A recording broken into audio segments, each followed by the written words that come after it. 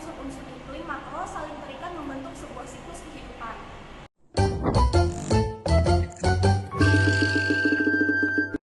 Baik, sebelum kita membedah isi dioramanya, penting untuk kita ketahui apa itu iklim makro. Jadi iklim makro adalah kondisi iklim yang mencakup wilayah yang sangat luas, seperti skala regional, benua, atau negara yang terjadi dalam jangka waktu lama.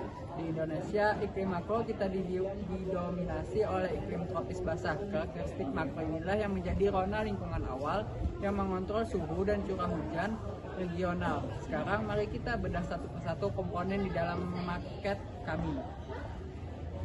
Saya mulai dari pondasi dasar market ini. Kami menggunakan kardus bekas dan styrofoam berlapis untuk membentuk perbedaan ketinggian rona bentang alam dari laut hingga ke pegunungan.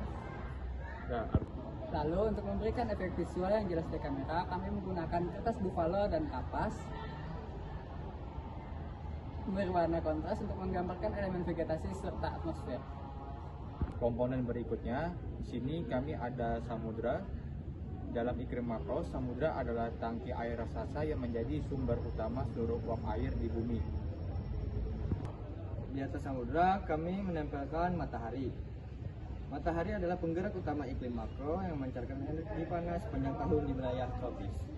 Ada di bagian atas terdapat tempelan awan kapas. Ini melambangkan zona kondensasi, tempat kumpulnya uap air di lapisan atmosfer bumi. Lalu ada panah horizontal, ini bentuk panah angin yang menggambarkan angin monsun. Angin global inilah yang bertugas menggeser massa udara dan awan antar benua. Di sisi kanan terdapat benteng daratan, hutan, dan pegunungan. Ini adalah ekosistem yang menerima dampak langsung dari dinamika iklim makro tersebut. Setelah mengenali komponennya, mari kita masuk ke cara kerjanya. Siklus iklim makro dimulai ketika radiasi matahari yang konstan menyinari samudra luas ini. Proses ini memicu evaporasi, yaitu penguapan air laut skala besar ke atmosfer. Tidak hanya laut, radiasi matahari juga mengenai kanopi hutan lebat di daratan ini. Pohon-pohon melepaskan uap air melalui proses transpirasi. Gabungan uap air dari samudra dan vegetasi hutan inilah yang naik ke atas atmosfer, mengalami pendinginan sehingga membentuk tempelan awan-awan kapas tebal melalui proses kondensasi. Awan yang terbentuk di atas laut tidak diam di tempat. Disinilah peran komponen angin makro bekerja. Berdasarkan tanda panah besar ini, terjadi proses adveksi, yaitu pergerakan massa udara secara horizontal. Dalam skala iklim makro, perbedaan tekanan udara antar samudra dan benua menciptakan angin monsun. Angin global inilah yang mendorong kumpulan awan-awan tebal dari laut menuju ke daratan dan area pegunungan tinggi. Pergerakan angin makro inilah yang mengatur pembagian musim hujan dan kemarau di wilayah kita. Tahap akhir dari siklus makro ini ditunjukkan pada sisi kanan diorama. Ketika awan sudah sangat jenuh, terjadilah presipitasi atau jatuhnya curah hujan regional yang kami visualisasikan dengan benang vertikal biru ini. Air hujan ini membasahi daratan, diserap tanah dan mengalir kembali melalui sungai menuju laut.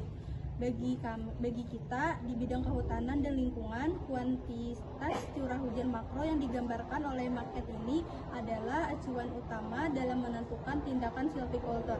Data hujan regional ini menentukan jenis formasi hutan apa yang cocok dikembangkan serta bagaimana kita merancang strategi rehabilitas lahan atau reklamasi yang tepat agar vegetasi yang kita tanam dapat tumbuh optimal memanfaatkan siklus air alami ini.